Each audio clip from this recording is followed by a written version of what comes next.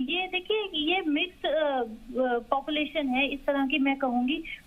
कुछ लोग जो है निम्न वर्ग के भी बहुत ज्यादा जागरूक हो गए हैं, कम बच्चे कर रहे हैं। मेरे पास ऐसे भी मरीज आते हैं जो सफाई कर्मचारी हैं और इस तरह के लोग हैं, लेकिन वो एक एक बच्चा पैदा कर रहे हैं क्योंकि वो चाहते हैं कि अपने बच्चों को अच्छी एजुकेशन दें। लेकिन मैडम, वो दिल्ली जैसे शहर में ये शायद एक बच्चा पैदा कर रहे हैं, या बड़े शहरों में, शायद गाँव में या कस्बों में ये हालत ना हो। जी जी जी, मैं यही, मेरा दूसरा पॉइंट यही आने वाला था। ये बड़े शहरों की बात है, लेकिन छोटे कस्बों में अभी भी जानकारी की बहुत ज्यादा कमी है। और पिल्स को लेकर भी कुछ लोगों का तो अब वो हो गया कि आगे चल के इसके साइड इफेक्ट बहुत ज्यादा है, तो हम तो ज्यादातर महिला या पुरुष नसबंदी को ही हम ज्यादा वो महत्व देते हैं, लेकिन लोग फिर भी इस चीज से अभी भी डरते हैं, उतना आगे नहीं आते हैं इस चीज के लिए।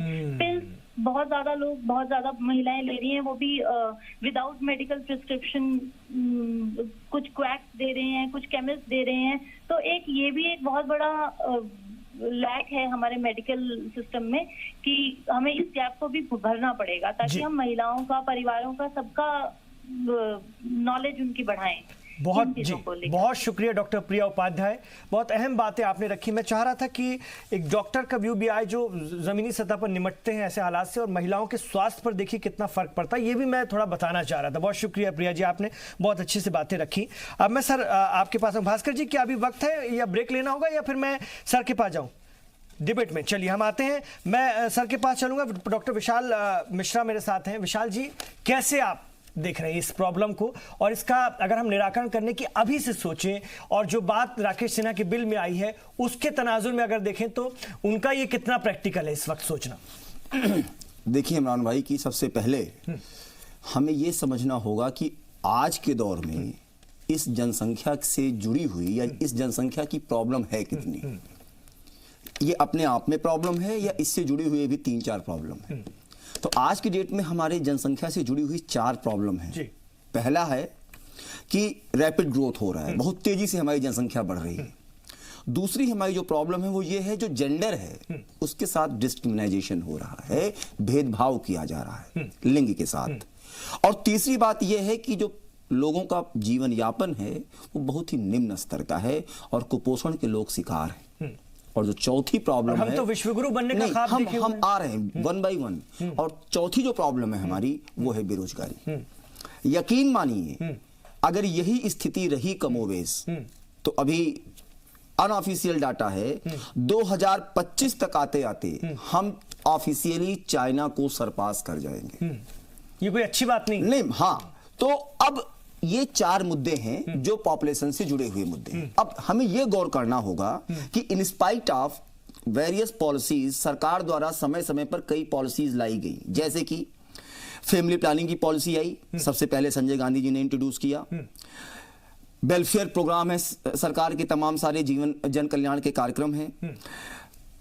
इन सब के बावजूद भी हमारा फर्टिलिटी रेट घटा है, लेकिन उस स्तर पर नहीं घट पाया जिस स्तर पर बर्थ रेट बढ़ा है। तो अब हमें ये गौर करना पड़ेगा कि इसकी प्रॉब्लम्स क्या हैं, कॉजेस क्या हैं। वही तो है कॉजेस ये, हाँ, सख्ती करो ना, जबरदस्ती सख्ती। जी नहीं, सुनिए तो, सख्ती he is not the only solution. आपको जड़ से काम करना पड़ेगा।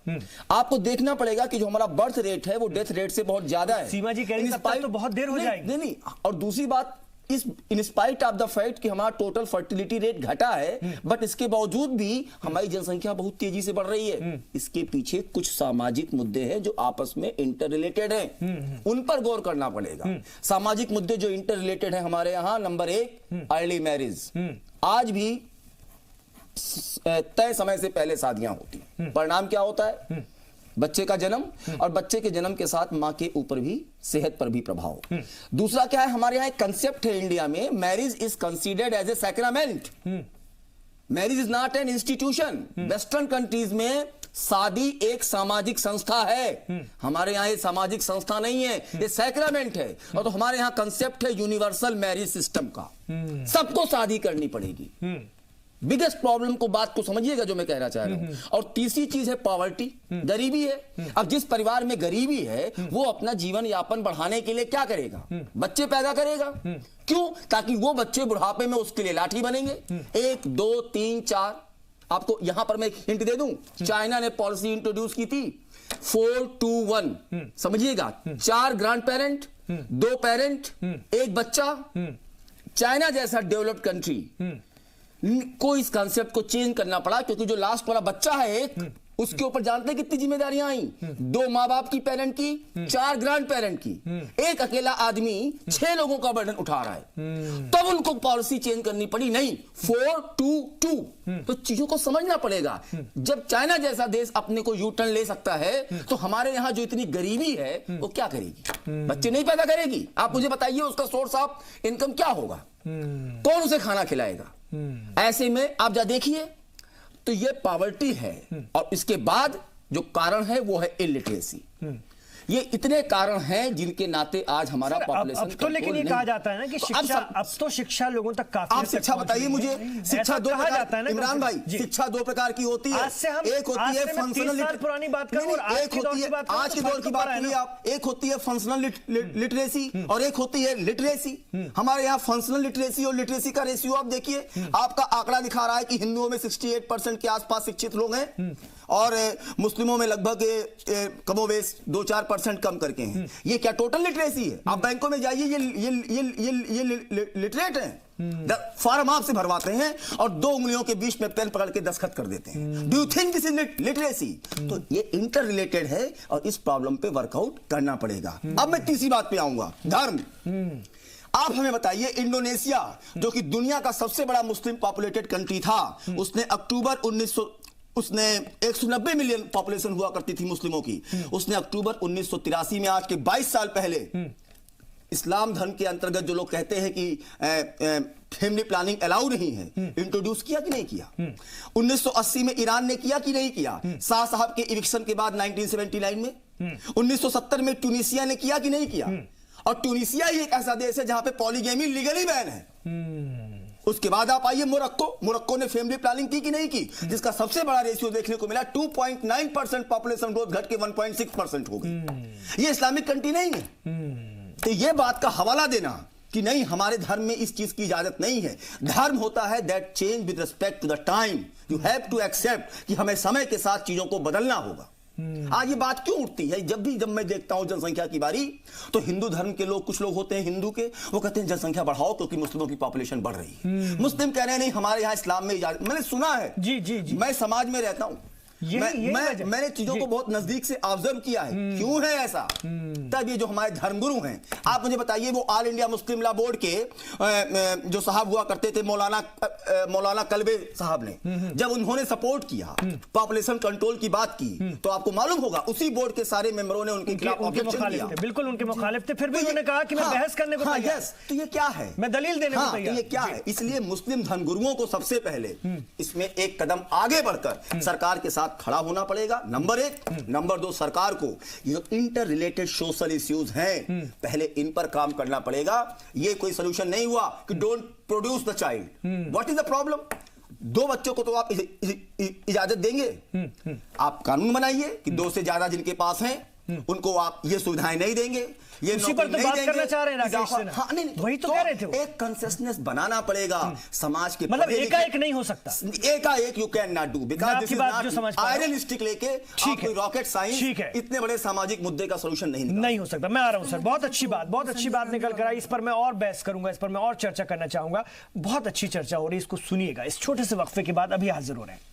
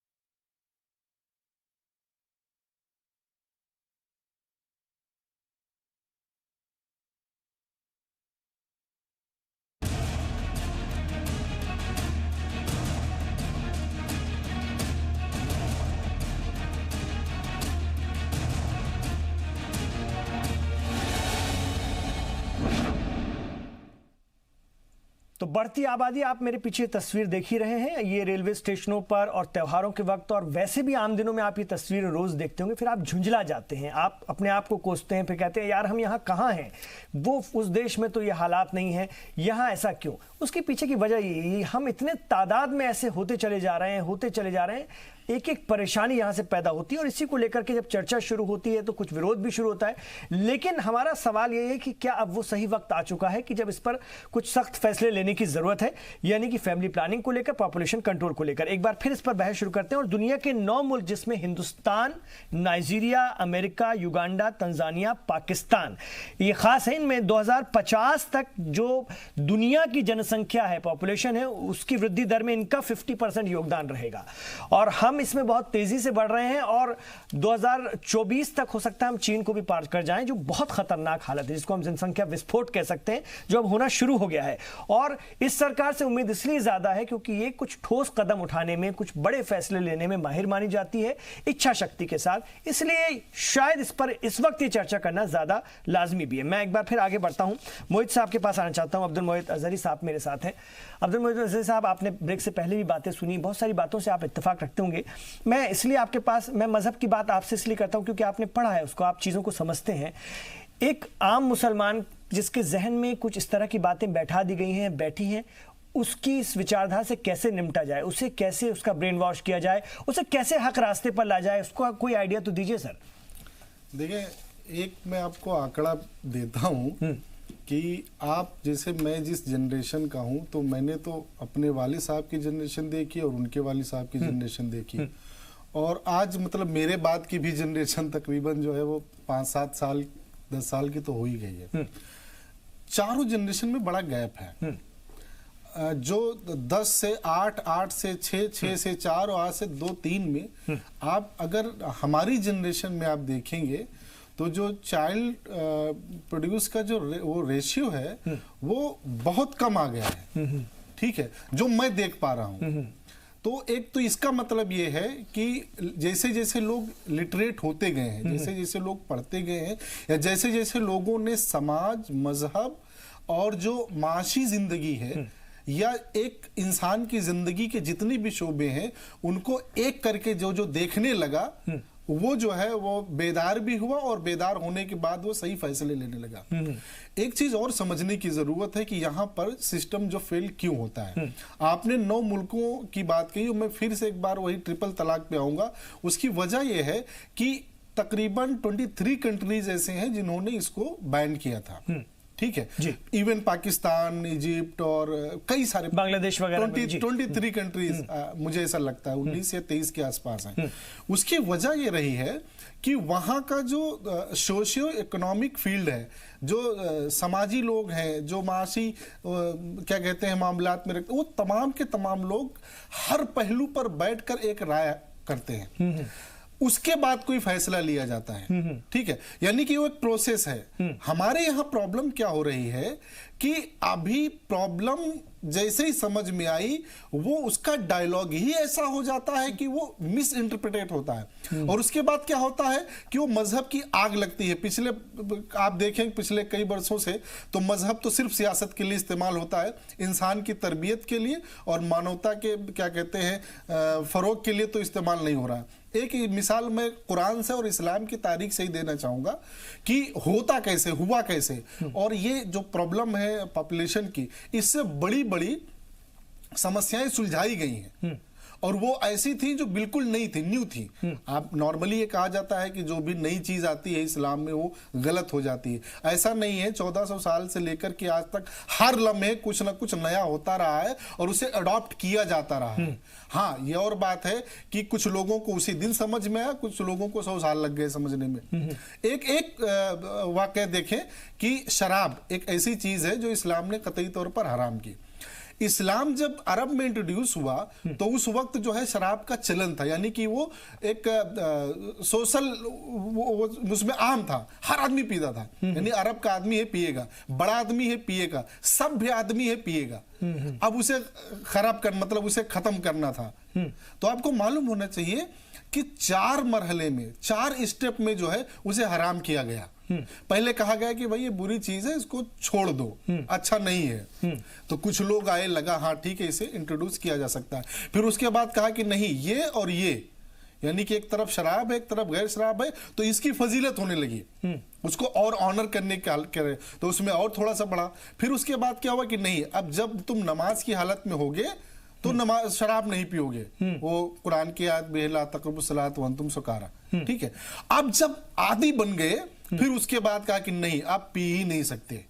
तो तारीख ये कहती है कि मदीने की गलियों में, जैसे कि हमारे यहाँ बारिश में जो नाले बहते हैं, उस तरीके से शराब बहे हैं। और जब ये एडॉप्शन, यानी कि चौथे मरहले में जो एडॉप्शन हुआ है, तो बिल्कुल पूरी तरीके से हुआ। फिर धीरे धीरे लोग, अच्छा ऐसा नहीं कि 100% समझ गए, कुछ लोग उसी वक्त समझे, लेकिन फिर धीरे धीरे ऐसा हुआ कि वो समझ में आने लगा। तो मसले कहाँ हैं, इश्यूज कहाँ हैं? अभी जो भाई साहब बता रहे थे, वाकई में आप उनसे जो इंटर रिलेटेड इश्यूज हैं, बेरोजगारी जो आज के टाइम में बढ़ी हुई है, जब जैसे कि सीमा जी कह रही थी, क्राइम भी बढ़ेगा, हेट भी बढ़ेगा, वायलेंस भी बढ़ेगा, बिल्कुल बढ़ेगा। बेरोजगारी भी एक मुद्दा है। अब बहुत सारे, अब हमारा सिस्टम फेल क्यों हो रहा है? एक बहुत अच्छी बात मैंने सुनी, जो लोग क्या कहते हैं पॉपुलेशन के कायल हैं, उनकी भी एक अच्छी बात मुझे समझ में आई। वो ये कि एक आदमी अगर एक मुंह लेकर पैदा होता है, तो वो 2 हाथ 2 पैर लेकर पैदा होता है। और मैंने अपनी ही, आप लोगों, यहाँ इस डिबेट में सबसे छोटा मैं हूँ, सारे लोगों ने अपनी निजी जिंदगी में ये देखा होगा कि बहुत सारी ऐसी जमीन जो उपजाऊ नहीं थी, उसे उपजाऊ बनाया गया। बहुत सारे इन्वेंशन किए गए, बहुत सारे नए रास्ते निकाले गए, बहुत सारे एरियाज किए गए। यानी कि इन्वेंशन हो सकता है, नए रास्ते निकाले जा सकते हैं, उसके साथ साथ कि मसाइल का हल भी हो। अगर फैमिली प्लानिंग का इश्यू हो या और जितने भी। अच्छा, एक चीज और देखें कि अभी जो डॉक्टर साहब कह रही थी, चाहे वो निरोधक की बात हो, चाहे वो नसबंदी की बात हो, एक मसला हिंदू समाज में भी और मुस्लिम समाज में भी औरतों के साथ रहा। दोनों ही जगह पर औरतों के, एक जगह औरत को दासी बना दिया गया और दूसरी जगह बता दिया गया कि जब तक शौहर खुश नहीं होगा तब तक जो है तुम मतलब एक अच्छी औरत नहीं होगी। एक हिस्सा बताया गया, यानी कि जैसे कुरान में जो मैंने पढ़ा है, कुरान में अल्लाह ताला ने ये कहा कि जितने हुकूक औरत के मर्द पर हैं, उतने ही हुकूक मर्द की औरत पर भी हैं।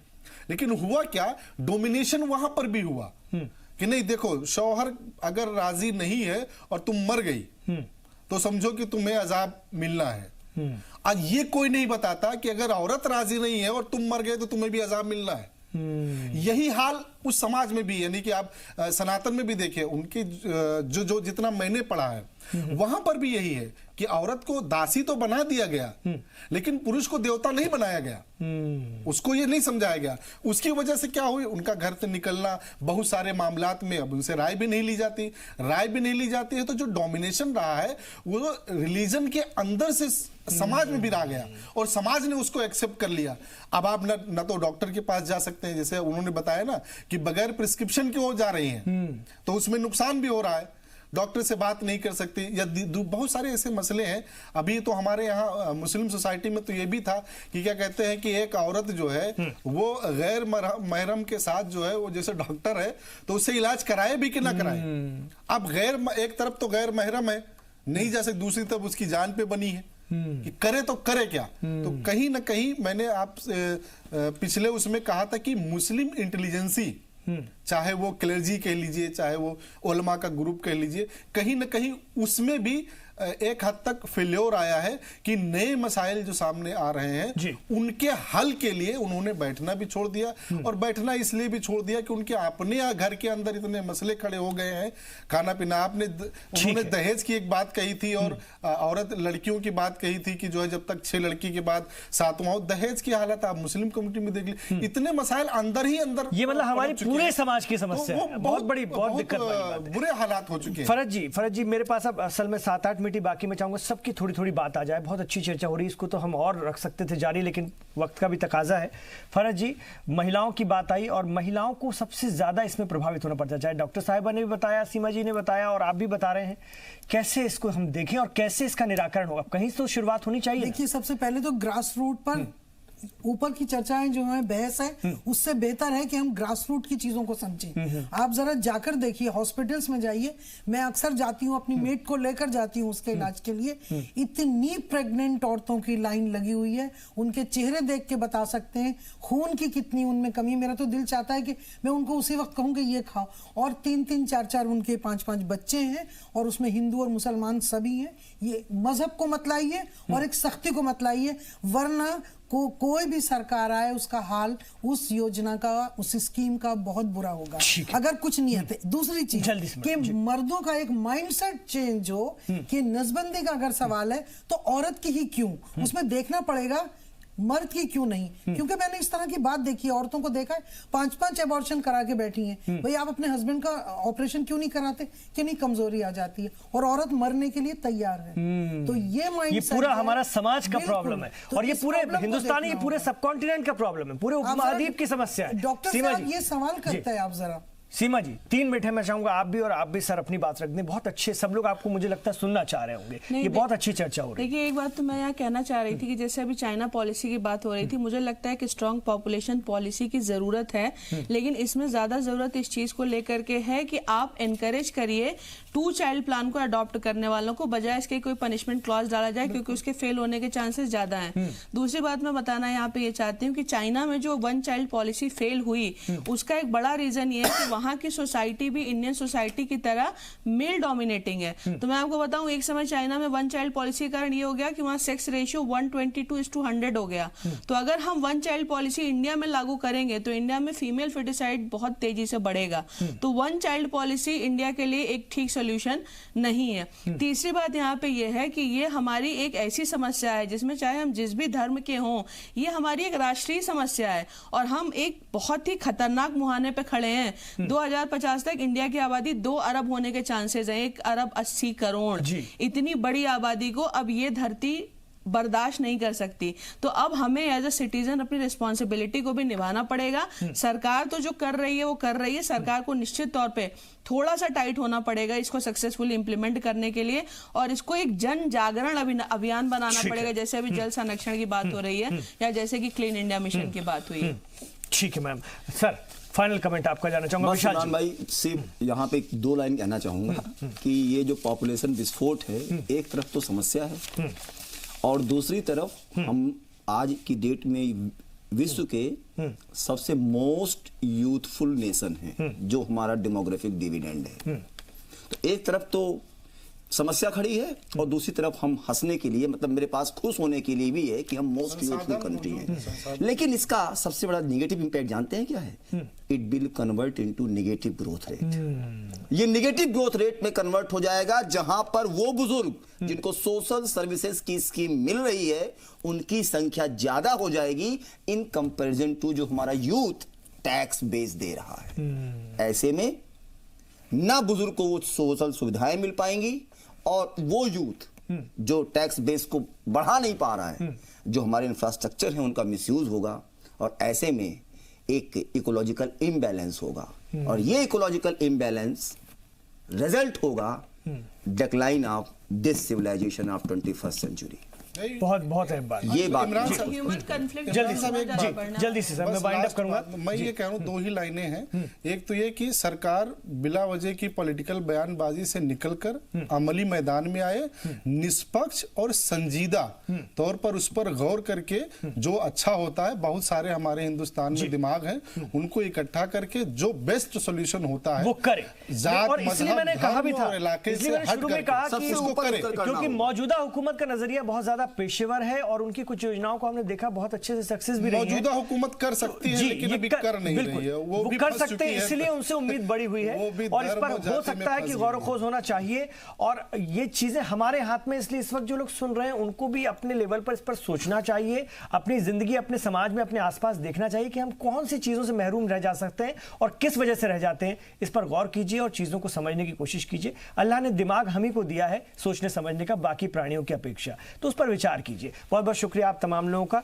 इस पर चर्चा करने के लिए, और बहुत अच्छी पॉजिटिव चर्चा रही। उम्मीद है कि इससे बहुत से लोग प्रभावित हुए होंगे, मुतासिर हुए होंगे, और इस पर सोचेंगे, गौर व खोज करेंगे।